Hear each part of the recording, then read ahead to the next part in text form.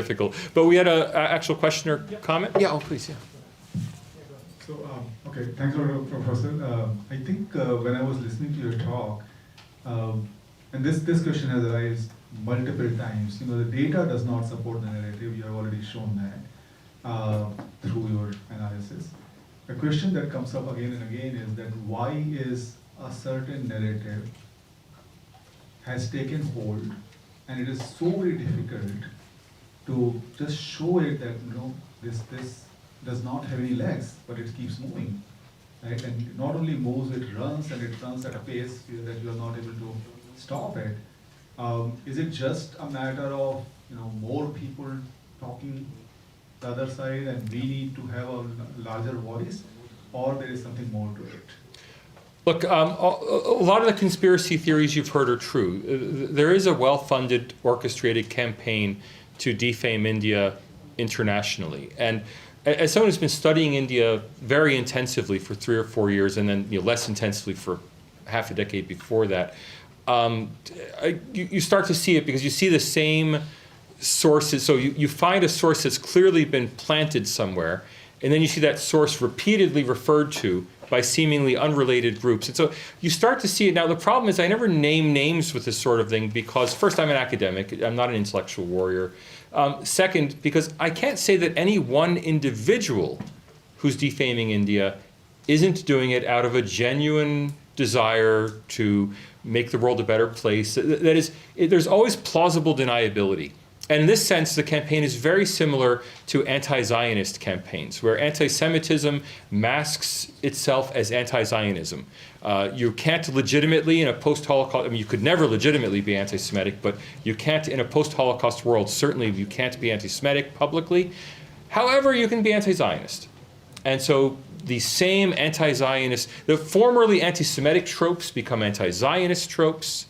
The same people, the same organizations, the same social classes that were anti-Semitic before World War II, they've now continued, they're just anti-Zionist. And a big home for this, for example, is many of the international human rights organizations, which when they talk about anything other than Israel, they're very much on target and reasonable. They talk about Israel, and the most anti-Semitic people have been attracted to this debate. But you find it in all sorts of places. Human rights organizations and the universities. So Centers for Peace and Conflict Studies. It's a sad, bizarre fact that Centers for Peace and Conflict Studies overwhelmingly concern themselves with being anti-Zionist. They're not so interested in the Rwandan genocide or in the Rohingya genocide. No. What they do is anti-Zionism. Now, why? Well, because they were academic anti-Semites who migrated into anti-Zionism. So these same groups, literally the same groups. It's not a metaphor where it's the same sorts of groups.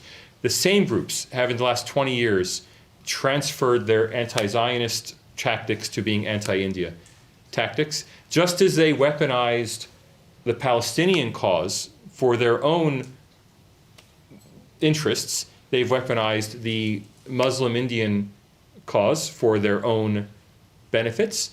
It's very transparent when you start seeing it. So the anti-Hindutva conference, the Global Anti-Hindutva Conference, it was not only the same organizations that have been organizing anti-Zionist conferences, it was the same tactics.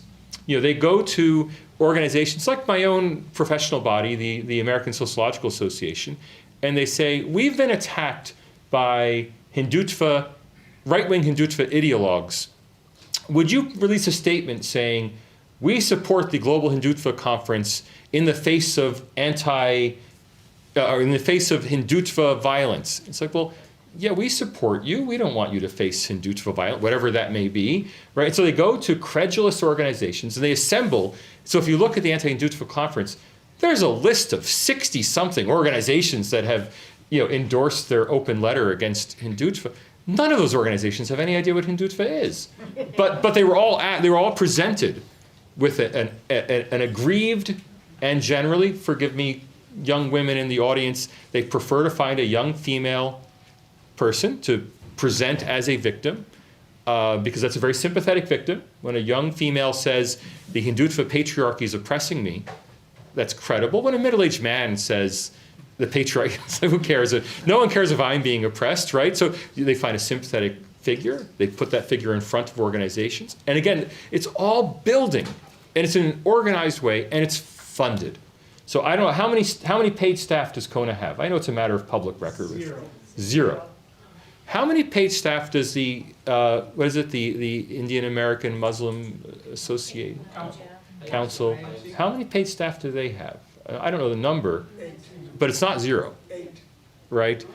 So you're a grassroots organization. Look, I don't know the number. I don't want to put it on record. It's a rhetorical question. Okay. The organizations that are spreading this kind of anti-Hindu hatred are funded. And then you have to ask, well, who's funding them? I mean, who would contribute? Because I mean, I'm raising money for the Indian Century Roundtable. It's a Australian not-for-profit organization dedicated to being India-focused, Western-facing, provide a credible and accurate narrative about India. We're trying to raise money, and we've raised 30, 40, well, including 40,000 Australian dollars, about 25,000 US dollars through small contributions. That's very welcome. How many staff can I hire for 25,000 US dollars? Zero. How much of my time is pro bono? 100%. So you think, if people aren't willing to contribute for a positive message to do good work, who's willing to contribute that much money just to do defamation? And the answer is governments, secret services. And again, I can't tell you this is funded by the ISI. I don't have the documentation.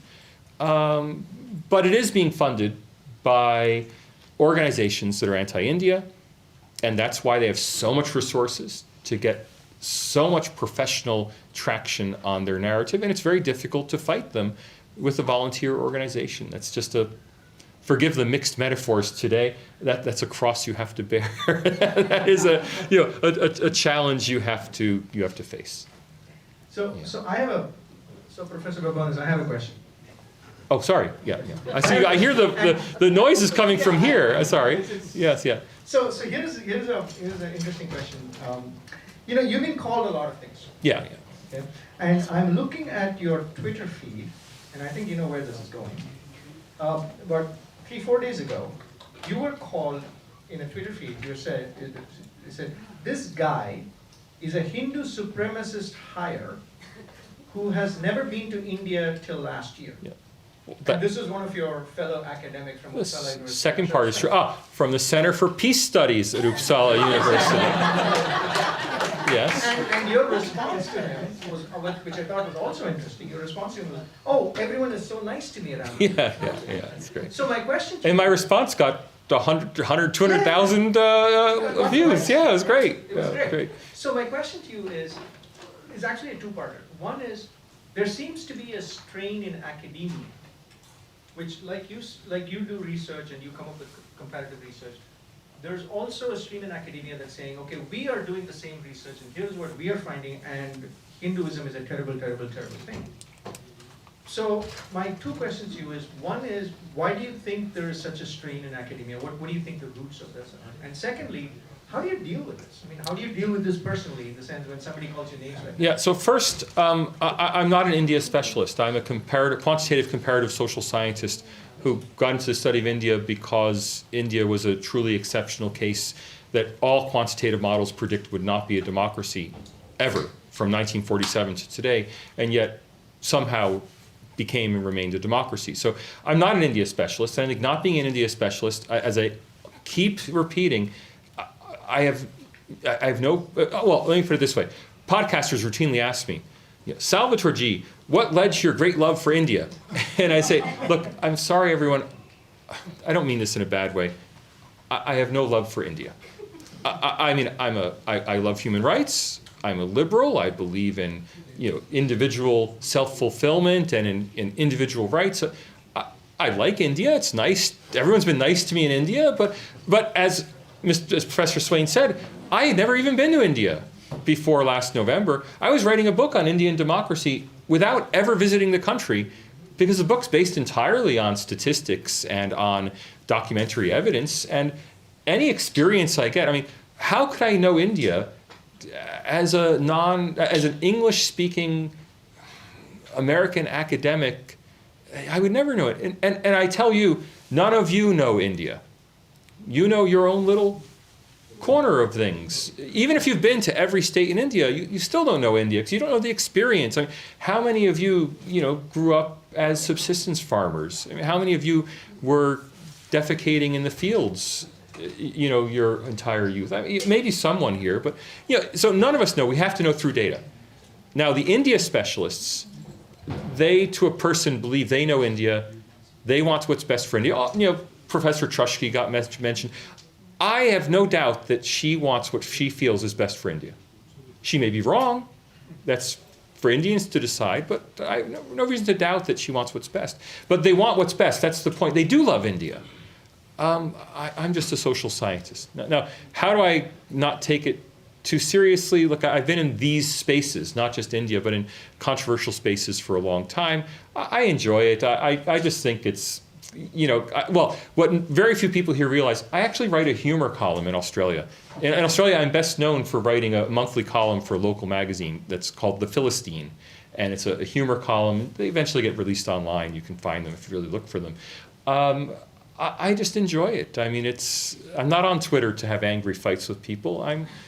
So people have said, and I've had people, not just Swain, I've had people on the other side say, Professor Salvatore, whenever you joke on Twitter, you're lowering yourself, and we need you to be a respectable spokesman for India. And I have to tell them, I'm sorry, I'm not a spokesman for India. You're Indian, you be a spokesman for India. I'm just having fun on Twitter. And I enjoy it. It's much better to be happy than to be upset. I think we have, Thank you yeah. so much, Mr. Babones. I had one question.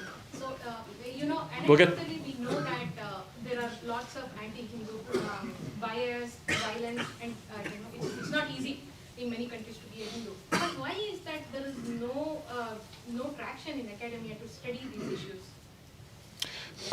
Social scientists, unfortunately, so I went into social science with the idea of doing objective scientific social science. And I quickly learned, even as an undergraduate, and especially was drilled into me in graduate school, that is not what the contemporary social sciences believe in. People go into the social sciences to promote a point of view. And they even say that, objectivity is a false goal. Just like with journalism. Journalism now has moved from being a goal of objectivity to the goal of mission journalism. And you should be doing something with your platform in journalism. And so the problem for Hindu academia is that there just are relatively few Hindu or even Indian social scientists, senior social scientists. And the few that there are, not all, but overwhelmingly, and certainly the senior ones today who came out of the 20th century educations, all come from what I've called my research the comprador class in India. They come from a class in India that is committed to a Nehruvian vision of India. And so who should be the Indian or Hindu spokespeople or the researchers, I mean, if there are going to be people in the social sciences who use their platforms to promote an agenda, well, the ones who would be promoting the Indian or the Hindu agenda are generally speaking very critical of Hinduism in India. And so that they have a platform for that. Just to further that, Guys, excuse me. we're We're going to start running out of time. We'll have one more Just question. one question from. No, we have one more question, then we'll take that. We'll come back, We'll if we come come back, back we'll to do more Just questions. one question for me. Then afterwards, we'll finish up because we have a lot more in the agenda. We want to We're get gonna late. we have That's a a- later question. Well, we can all talk later. Yeah, no, we'll have questions later. I'm not saying we're not gonna have questions. Look, but let's if we have just- time, let's move to the next session. We'll Sure. Come back and then. Yeah. Let's go to the next session. Yeah. Okay. Great. Thank you. Thanks, everyone. And really, thank you, everyone, for coming. And I'm easily accessible on Twitter, social media. Just DM me. I'm thrilled to meet people. Perfect.